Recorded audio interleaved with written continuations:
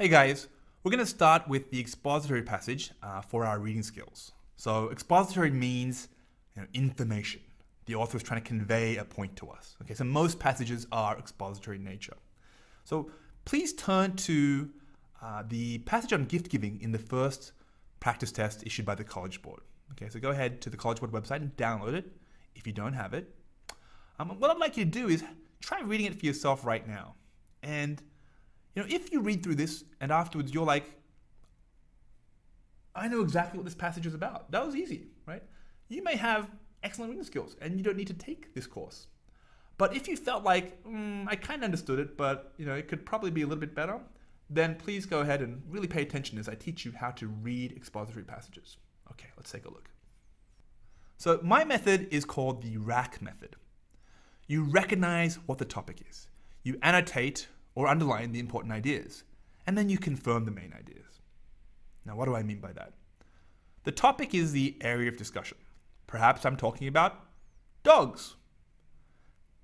That's the topic. There's no point being made yet, it's just the area of discussion. Now, the important ideas are the ideas which are probably the main ones, okay? We don't know which ones are the main ones yet, so we just mark all the important ones. And then the final step is we go back comparing the important ideas to find which one is the main one, okay? So recognize the topic, annotate the important ideas, confirm the main ideas. I really want you to beat that into your head so that it's automatic, okay? So let's try. Step one, let's recognize the topic. How do you do that? Well, the good news is the College Board loves to give us a preface. The preface usually contains the topic. So what does the preface say? Secondly, check the introduction. Which words appear repeatedly in the intro? That's another good signal that you have the topic. So for this passage, the preface was, money can't buy love. Asymmetric beliefs about gift price and feelings of appreciation. So, seems to be about gift giving, the price of gifts, and how people feel. It's a good start. Let's check the introduction. Gifts. Read through the passage. You can just skim it if you want to. Gifts, gift giving. Yeah, of course you're going to read this passage, but for now, for my purposes, I feel pretty confident that this passage is about gift giving. Step two, let's annotate the important ideas. Now, that's easy to say, isn't it? Just highlight the important ideas. Go ahead, do that. Why can't you do that? But how can you determine what the important ideas are? The answer is a little bit amorphous. It's not, a clear, bright line. But you can find it if you think about it, okay? You have to think hard. Broad ideas, unusual ideas, surprising ideas, strong or incomplete ideas. What does that mean? Well, let's go back to that topic of dogs that I had mentioned, okay? What if I said, there are 3 reasons why dogs make great pets, right? That's pretty broad. I didn't give you a specific reason, so that's probably an important idea. What if I said, some dogs can drive cars, right? That's kind of unusual and surprising, and you'd probably expect to hear more, right? It's not a natural thing to hear, so you'd expect that to be an important idea. What if I said every family should own a dog? That's a really strong idea, isn't it? So that'd also be an important idea, because you'd expect to hear why. Incomplete ideas. If I said, all dogs need to eat this important food.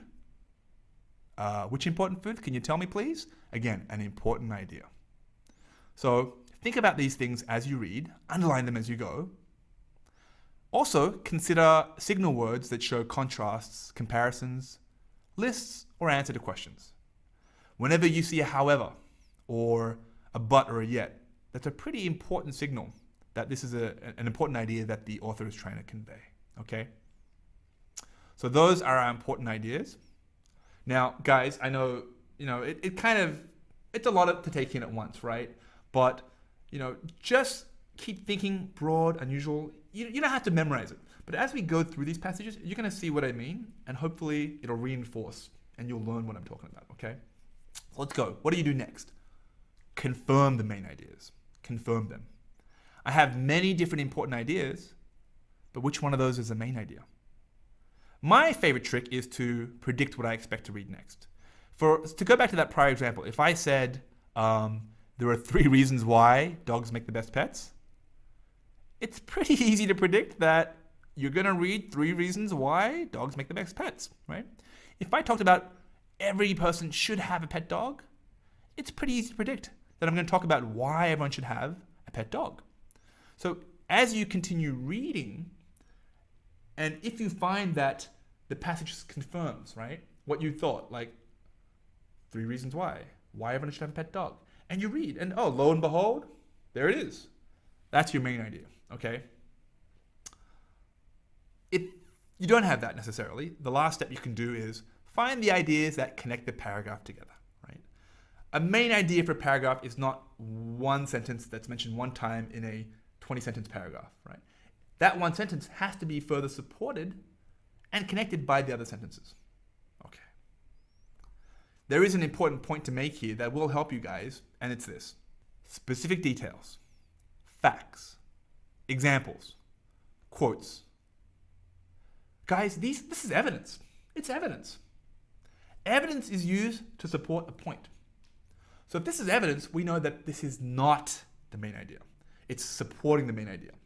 So what was that important idea which is being supported by this evidence? Okay? All right. Enough talk. Let's see the passage. So if you were to read this particular paragraph here,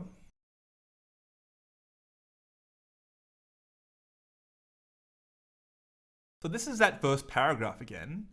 This time, read it through and see if you would annotate or underline any important ideas. Remember, you can pause if you need to. Take your time. And when you're ready, just hit that play button again.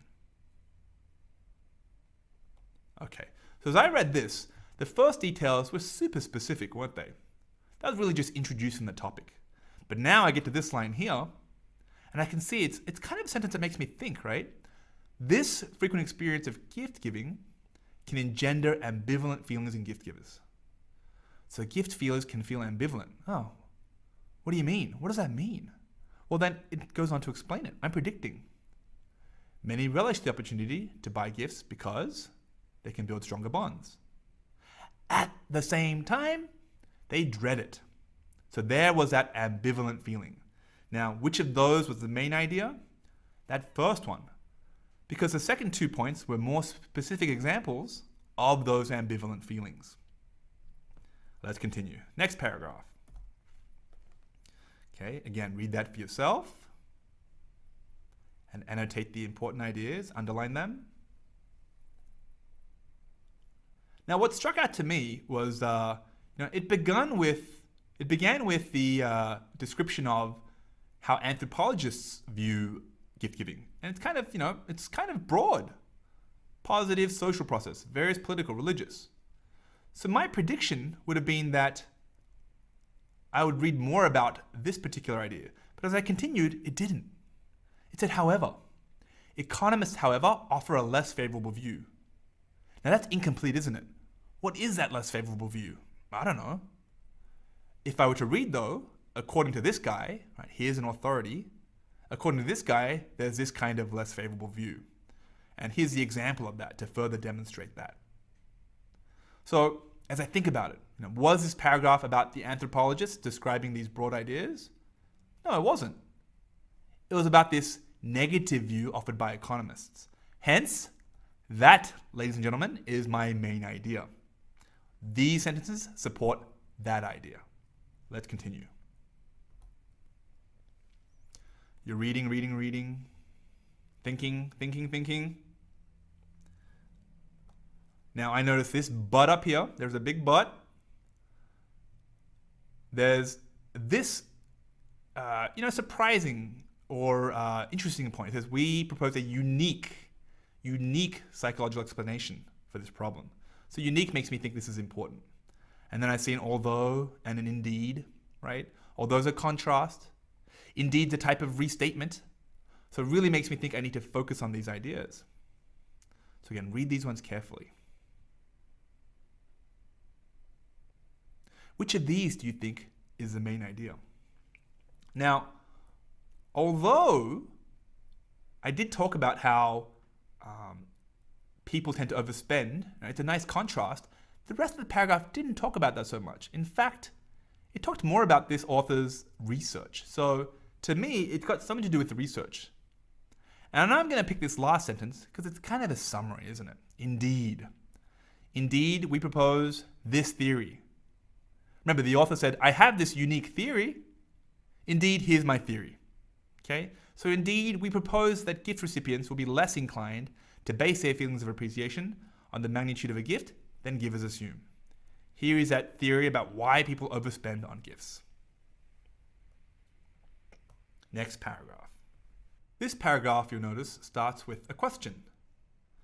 Why do gift givers assume that gift price is closely linked to gift recipients' feelings of appreciation? Do you know the answer to that? I don't. So that again it's a question, it's an incomplete idea, and I expect the answer to be in the passage. And if we look, we do see that, boom, right here.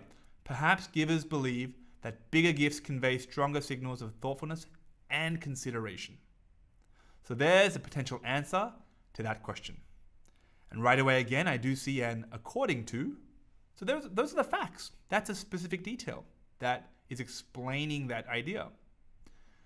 Now, as I go down, the reason why I highlighted gift givers and gift recipients is it's a list, right? It's a list of kind of two contrasting points, the givers and the recipients. So there's two opinions in those. So I just want to check that kind of carefully. And as you read that and you consider, what's the main idea? How can I confirm the main idea? I end up highlighting two sentences. Of course, there is the answer to the question, but I highlight the last sentence because it's kind of presenting a different view on that information as well. It's saying that gift recipients may not construe or think that the size of the gift really reflects the consideration. So this point here is showing me that why the gift giver's thinking can be wrong, right? The question was, why do gift givers feel like bigger gifts are important? Oh, here's the reason, blah, blah, blah, blah. Most of the paragraph explains that. But that last sentence, again, has a different view. They say gift recipients, though, don't think like that. So I want to include that because it's really key to the meaning of that particular paragraph, okay? Let's go to paragraph 5. It's the last paragraph. Go ahead and read this one for yourself. Okay, what did you underline? What did you annotate here? Here's what I did. I saw something was puzzling. I saw a big yet. And I saw a contrast between theoretical versus practical terms. Okay? So what was puzzling? The idea that was puzzling was that gift givers can't really understand the gift recipient's perspective. Because, of course, the reason given here is that everyone gives gifts and everyone receives gifts. So why can't they understand? Is that the main point, though? Well, it says yet here. So yet means a contrast, right? Remember, if I told you, hey, I ate dinner, but I'm still hungry. Is my point that I ate dinner? Or is my point that I'm still hungry? Of course, the point is that I'm still hungry. So the point that comes after the yet is more important. So despite the extensive experience that people have as both givers and receivers, they often struggle to transfer this information gained from one role as a giver into the other role as a receiver. Okay, so that seems to be an important point. Then I do see it described in theoretical versus practical terms. So those are specific points about theoretical versus practical, but it's really about this failure to transmit the information. Okay, so the main point then must be this yet sentence here. So guys, that's the whole passage. Here are the sentences we underlined. Let's review. This freaking experience of gift giving can make gift givers feel ambivalent, right? Remember that ambivalent feeling? You can recall, you can remember why I was ambivalent. The second point was economists have a negative view of gift giving. The third point was the author has a theory why gift givers and gift recipients have these feelings. The fourth paragraph was an answer to why gift givers think incorrectly about, or think this particular way about gift giving. And also we add the idea that gift recipients, on the other hand, think differently about it. The final point was that even though gift givers have experience, they don't really transmit that information they learn from giving and receiving gifts. So no one really learns, and that's the reason why, guys. That's the reason why gift givers still make these mistakes, because they can't communicate the lessons they learn from receiving gifts and transmit that to when they give gifts. Okay, so this passage in its totality is about how come we as gift givers give more than we should, right? Again, there were specific details in there, and we skipped over them, right? But my point again is, don't worry. If you need to read that specific detail, the question will make you read it again, and you can do that, okay? But we have this big skeleton, this architecture of the passage. And as long as we have that in mind, we can remember the main ideas. We can know where to look for the right ideas too, okay? All right, so let's review this. Use the rack method when you read. It makes you think, right? It makes you think about what you're reading rather than just kind of in one ear and out the other, okay? So recognize the topic, annotate the important ideas, confirm the main ideas. And guys, I want to just, really, this is something that's really dear to me. I think that if all students did this when they read, they'd be able to understand the textbooks a lot better, right? So it really frustrates me sometimes when I see students telling me, I'm studying until 1 a.m. at night because I have all this homework. But when I see them read, they're just rereading the passage over and over again. So if you can learn how to do this well, all your textbooks should be a 1 or 2 time read at most. And you'll be able to go to bed early and do your homework quickly, okay? So please, take the skill. Don't just use it for the SAT. Use it in your entire life. It's a life skill, guys.